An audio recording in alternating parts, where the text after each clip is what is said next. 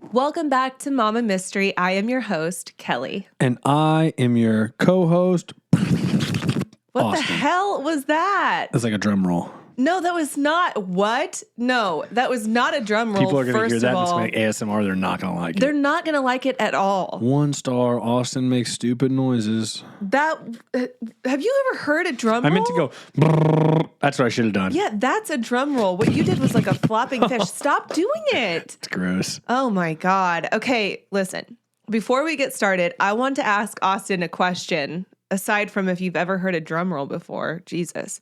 Anyway, if you're not interested in our banter before true crime, I totally get it. And you can hit that skip button until you hear our intro music. So thank me later. Austin, I have a question. Yeah, I heard. How often do you think about the Roman Empire? Okay, listen, I got asked, or I saw this on somebody's story the other day, weekly. No, you do not. So I have a freaking... Oh my God, I have a true. coin around my neck, and it's an ancient Roman coin from 165 AD with Marcus Aurelius. I almost would be daily, but I would say weekly because it's not quite daily, but I'd say probably realistically 4 times a week. What? In what context are you thinking about the Roman Empire? This blows my mind. No, all kinds of things. Stoicism, ancient philosophers, Julius Caesar, Cleopatra, Antoninus Pius, who is Marcus Aurelius' stepdad. Marcus Aurelius lost 7 sons. 7 sons. That's a lot. In ancient Roman days, you would, you were lucky to make it to 20, but if you made it to 40, you were likely to make it to 80. And like people would die, people were crapping in the streets, they knew nothing. And like Marcus Aurelius, who's around my neck, most powerful man in the world, yet such a relatable guy. And he wrote the book. Right now, today, in today's world, you have Meditations, which is arguably like the greatest book ever written. And it is diary entries. It's from Marcus Aurelius's journal. And he'd probably be mortified if he knew we were reading it now. And so I'm super into Ryan Holiday. Yeah, I didn't know you were going to ask me this, but I literally just thought of this yesterday because it was on my graphic designer's Instagram story. Yes. And I swiped up and I said easily weekly for me and almost daily. So yeah, it's this trend going around right now, and it's kind of like blowing a lot of women's mind. It's this divide between men and women. Women are asking their husbands how often they think about the Roman Empire, and 9 times out of 10, they're surprised to learn that their husband thinks about it somewhat frequently. And I did not know this was a thing, and I think most women who have been asking their husbands this question think the same thing. They're surprised that their husband thinks about it this often, because I never think about it. I guess I just... Well, and a lot of the guys... But. Well, based on this board, so... Selena, our graphic designer, Selena is the lead person in charge of all creative for the Phoenix Suns. Yes. And shout out Selena Neiman. Shout out Selena Neiman. So she had on her story a picture of a whiteboard, and it said men write in blue, women write in red, or vice versa. And it was like, how often do you think the Roman Empire? And there was all these columns, and it was daily, weekly, monthly, quarterly, never. And all the women were in never. A handful of the men were in never. There were a few men in quarterly. There was like a couple in monthly, and there was one guy in weekly. And I was like, man, I'm weekly. And there was nobody in daily. I'm almost daily, though. That's so interesting. But now that you say all those things, it makes total sense to me. I just never... I never realized that you thought about it that often. But when you talk about your necklace that you wear every day, I remember we got that in New York. That was like a big deal. And I remember how excited you were about your necklace, your Stoicism book. Like, you are really into that stuff. And I never tied it to the Roman Empire or just Rome. I would say 90% of my runs, I listen to some form of Ryan Holiday, Stoicism, Joe Rogan talking to Ryan Holiday, stuff about Marcus Aurelius. It's fascinating. Yeah. So the irony here is that we just recently got a review that someone loved Austin because he's so clueless when it comes to true crime, and they called him a lovable dum-dum. And I just thought that was so good. But I'm actually kind of an intellectual thinker, and like, I just am not into true crime. Yes. No, you are very intellectual, and you think deeply. You're very self-aware. Like, people don't give you enough credit because they don't know you well enough beyond this podcast. Yeah. But yeah, that's interesting. And like Marcus Aurelius, he died from the Antonine Plague. And you think about that and like, think about COVID and what just happened. Like, whatever you think of that, but it's just interesting, right? Yeah. Like, so yeah, I didn't know that was a trend. I thought that was just some random thing. When you just asked that, I was like, what? Why are you asking me this? So that's a trend. Yeah, it's going everywhere. It's all over right now. So this morning, we were on our way to school and they were talking about it on the radio, talking about this trend that's going on.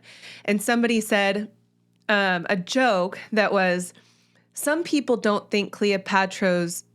Hold on, let me say this again. No, just say it. Some people think Cleopatra isn't that pretty, but that's not how Julius Caesar...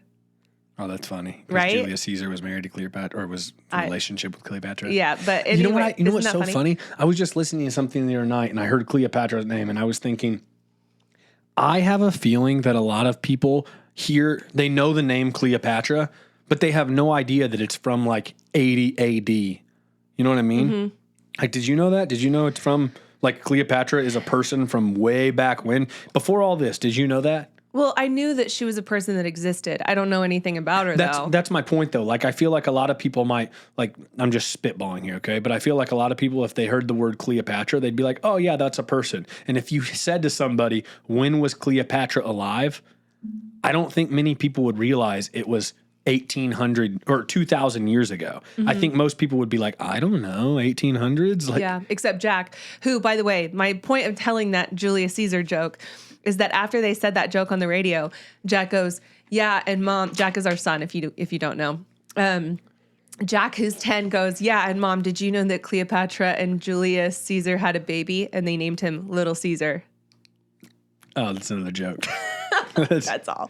That's awesome. But no, I think if you had this conversation with Jack, he would probably know because he's into all of that stuff. Mm-hmm. Yeah. Anyway, all right. Fun intro. Yeah. Are you ready to get into today's story? Let's do it. Well, today's story is one of the most shocking and infuriating crimes you've probably never heard. It's a story about a family fighting for their daughter, trusting their guts, and never, ever giving up despite pushback from detectives who seemed disinterested in her case. It's a case about vulnerability and trust and how sometimes the worst things happen to the best people, and it's impossible for our heads or our hearts to really wrap ourselves around that. This is the story of Mary Collins.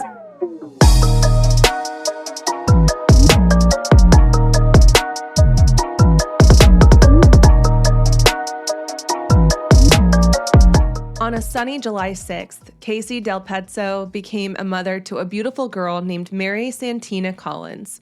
She was named after her great-great-grandmother, a woman of wisdom and love, carrying forward a legacy of kindness. Santina, her middle name, is Italian for saint, and it seemed Mary was destined to live up to that title. From a young age, Mary was a reflection of inner and outer beauty. Her smile could light up a room, but it was her golden heart that truly stood out. She was vibrant, sweet, with an innocence that made her incredibly trusting. Where others saw flaws or dangers, Mary saw potential and goodness. She really had an uncanny ability to focus on the bright side, even when everyone around her was lost in the shadows. Mary had a way of not just seeing the good in situations and people, but also drawing it out. She could turn any circumstance into a moment for kindness and joy. She grew up with her grandparents, Mia and William Alderman, but her mom and her aunts all played a very big part in raising her. See, Mary was born with a genetic condition called 22q, which is the second most common genetic disorder next to Down syndrome. Now, no two cases of 22q are exactly the same, as it can affect various parts of the body in different ways. Sometimes it presents in a heart defect or an immune system deficiency. Sometimes it can affect your speech, and that was the most noticeable symptom that Mary presented. It's common for people with 22q to have a cleft palate, and Mary was born with an opening in her palate that was above the roof of her mouth, so it wasn't immediately visible to the naked eye. So when she was growing up, she had trouble eating certain foods and had a lot of trouble communicating, so she learned sign language. But by the age of 6, she started talking and shocked everyone when she was able to form words. She was very soft-spoken and couldn't yell or be loud, but she persevered and communicated in the best ways she knew how.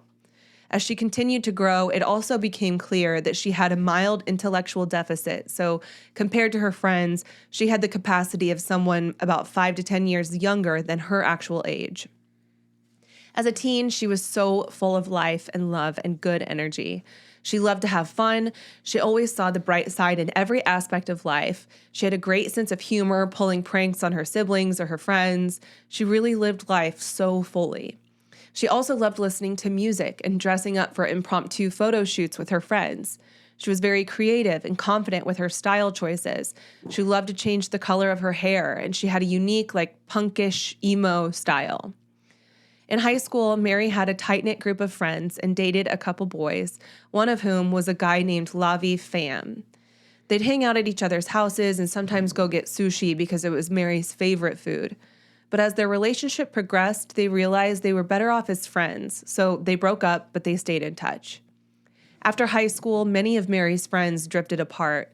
Some went off to college, some dove into their careers, some struggled to leave the high school mentality behind after graduation, and one of those people was a woman named Kelly Lavery. Kelly was 24 years old at the time, and she started commenting on Mary's pictures and videos.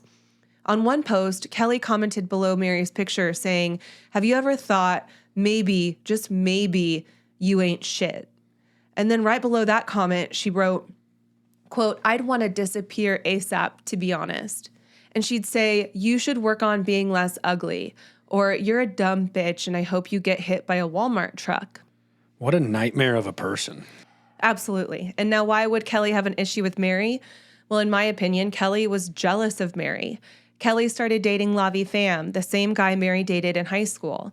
But Mary was objectively more beautiful than Kelly, inside and out. Mary had a heart of gold, while Kelly had a heart of coal. Mary was well-liked by anyone who met her. Kelly didn't have any friends, just her boyfriend. But then, just as soon as she'd hit send on those mean comments, Kelly's attitude would switch towards Mary, and she would be apologetic and kind. And Mary, who always sought to see the best in people, would forgive Kelly. Although her real friends and her family would try and warn her that the way Kelly was behaving was not indicative of an actual friend. During another altercation, Kelly said something to Mary to upset her, and Mary asked her to leave her alone because she was acting like she was still in high school. Kelly, a 24-year-old adult, responds with, quote, "You want to know why it doesn't matter? My parents are millionaires. I get to have a bad personality. Are your parents private jet rich, Tesla rich, designer shit rich? Does your daddy make $700,000 annually? I can treat people however I want." And classic case of a dumbass person who thinks they're better than somebody because of things. This is like, I live by this, okay? You're no greater, no less than anybody. People Correct. like this suck. And I think that saying, sorry to go off track, but you're no greater, no less than anybody. A lot of people struggle with feeling less than when they walk in a room. And you should remember that saying so you have confidence to walk in a room. And you're no greater than anybody. If you think you're better than somebody just because of the cars, the designer, you suck. Those kind of people suck. There's an obvious void within her that is deeply rooted in insecurity. Yes. And that is why this bad behavior and this arrogance is so loud. It's because you're deeply unhappy and you're insecure. Mm-hmm. It's really that simple. Mm-hmm. So on Saturday, March 28th of 2020, the world was shutting down due to COVID. Many were in hysterics because we couldn't work, we couldn't socialize face-to-face, we couldn't go to restaurants. It was a very wild and disconcerting time. And that same day, Kelly reached out to Mary, apologizing for her past behavior and offering to hang out at Lavi's apartment since they couldn't go anywhere else. She offered to have just a little movie marathon girls' day. Mia, Mary's grandmother, expressed concerns about this, not only because of the social distancing mandates, but also because of Kelly's unpredictable past. She urged Mary not to go, but Mary, who's 20 years old and technically an adult, made up her own mind. So Kelly ordered Mary an Uber to pick her up and bring her to Kelly and Lavi's apartment at the yards of Noda. Mia was able to track Mary's phone and saw that she arrived at the apartment complex safely. She also kept in touch via texting just to make sure everything was going okay. And when Mia asked Mary when she planned on coming home, Mary didn't respond. However, Lavi was posting on his social media videos of them walking around the apartment complex and appearing to have fun in the elevator. And then on Sunday, March 29th, Mary's grandmother sent a message to Lavi and Kelly telling them that Mary needed to call them immediately. They didn't respond, but Lavi started posting on social media more videos of he and Kelly buying Mary her favorite food, sushi. That evening, around 7:30, Mary's family sent another message to Kelly this time, saying, "Kelly, Mary's phone is off. We have a family emergency. Please have her call as soon as possible. Thank you." Monday, March 30th, Mary's grandmother Mia goes to the Yard's apartment complex to look for Mary herself. Mia starts banging on the door, but there's not an answer, so she starts yelling that if they don't answer the door, she's going to call 911. So finally, Kelly opens the door, and Mia confronts Kelly and Lavi, but they insist that Mary left earlier that day. Mary refused to believe that and started yelling for Mary. She entered into their apartment and started looking for her, but wasn't allowed in their back room. She called 911 and was told she had to go home to file a report, but she really didn't want to leave. She knew in her gut Mary was still in there. The dispatcher instructed her to go home and complete a missing persons report, but she insisted. Police eventually showed up to the apartment, but they weren't able to get Kelly or Lavi to answer the door. Nobody ever came to the door. Police also went to Mia's house to file the missing persons report and told Mia that a missing persons detective would be in touch with them soon. So Tuesday, March 31st, the missing persons report is officially filed despite warnings that they believed Mary was actually an endangered person and required more urgency. Detective Gaskins, who was assigned to the case, got a hold of Mia that day but told her that he wouldn't be able to make it out to the apartments yet. So she called 911, and a third officer was sent out to the apartment complex. This time, Lavi answered the door and allowed Mia in, but not the police. Mia noticed someone was lying on their bed, appearing to be asleep, and Lavi told her that it was Kelly. After again not finding Mary, they went to the apartment manager to check surveillance footage to see if Mary was captured on their CCTV. Later that day, Kelly acted like she wanted to help find Mary, reposting posts about the search for Mary. By Wednesday, April 1st, the search for Mary continued, and Kelly and Lavi told the detectives that they were beginning to feel threatened by Mary's family. So the detective told them to back off a little bit. Mary's family felt like nobody was helping them and that the Charlotte-Mecklenburg Police Department wasn't helping them or prioritizing the search for Mary. Understandably so. On April 2nd, search parties are formed, and they're growing quickly with people looking everywhere. Trash sites, woods near the apartment complex, train tracks, a drone was brought out as well. Even bloodhounds were brought to assist in the search. The detective tells Mary's family that she is definitely not in the apartment, but he seems to be disconnected and cold towards them. At this point, Mary's family realized that if they want to see something done in this case, they're going to have to do it themselves. One of Mary's friends started scouring the internet and social media, searching for even the smallest clue, when she came across a post made by a witness who said they overheard a man named James Salermo bragging about a violent attack on Mary. He also claimed that Mary's body was hidden inside the mattress of Kelly and Lavi's bedroom. The mattress? In the mattress. Oh. So they alerted Detective Gaskin, but for whatever reason, he never requested a search warrant for their apartment. Dropping the balls. But what's even crazier is that Detective Gaskin went to the apartment and specifically asked to see this mattress that Mary was allegedly hiding in. Lavi let him in to the apartment and he showed him the mattress, even lifting it up to show him that nothing was hiding within or below the mattress. Now, Friday, April 3rd, the Yard's apartment complex allowed Mary's family to view the surveillance footage. But unfortunately, because they just entered into a new month, the previous month was erased. So they weren't able to view any footage from just days ago after Mary was missing. Sounds like a shitty security system. On Saturday, April 4th, Mary's been missing now for 8 days, and the desperate search for her continued until about 10 p.m. when Mary's family received a phone call from someone in the area who was assisting in the search. They said authorities had found Mary and that there was an ambulance at the apartment complex, so they think she might still be alive. Mary's mom rushes to the ER in hopes that she'll meet the ambulance there, but everything is shut down because of COVID-19. So she soon finds out that Mary isn't there, and she goes towards the second hospital, but gets a phone call from her son-in-law who said she needs to come home. 2 police officers arrived, not including Detective Gaskin, and they informed them that Mary was found inside Kelly and Lavi's apartment, and she was not alive.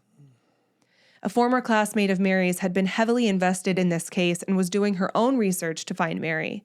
She insisted Mary had to still be in that apartment, and she went to the Charlotte-Mecklenburg Police Department to give an official statement. So at this point, homicide detectives were brought in, and they got a search warrant to scour the apartment, and it was then that they found Mary's body inside the mattress. Oh, my goodness. The mattress springs were taken out to create space for Mary's body, and she was wrapped in various types of plastic and duct tape. She had been stabbed 133 times, and the smell was poorly masked by Cascade dish soap and a pumpkin spice shower gel. Kelly and Lavi were arrested and brought in for questioning. They both gave the same statement, that Mary came over on the 28th, but left on the 30th between 11 a.m. and noon to go see some other friends. They also admitted that they weren't the only ones at the apartment with Mary. James Salerno was a 22-year-old friend of theirs who was also there with a girl he'd met on Tinder, 18-year-old America Deal. Kelly, Lavi, and James were all charged with first-degree murder, first-degree kidnapping, and concealing or failing to report a death, and they were each held without bond. America had... Her name is America Deal. Yes. What a deal. America had fled the state at that point. So during the investigation, detectives found text messages between Kelly and Lavi discussing plans to lure Mary to their apartment and try to get her to participate in a threesome with them, and that if she refused, they would kill her. When she arrived at the apartment, they spiked her drink with Xanax to try to subdue her, and afterward, she was assaulted and then put into a bathtub where she was stabbed 133 times. She bled out into the bathtub before she was removed and wrapped in plastic. And according to James Salerno's phone records, he was at the apartment the entire time.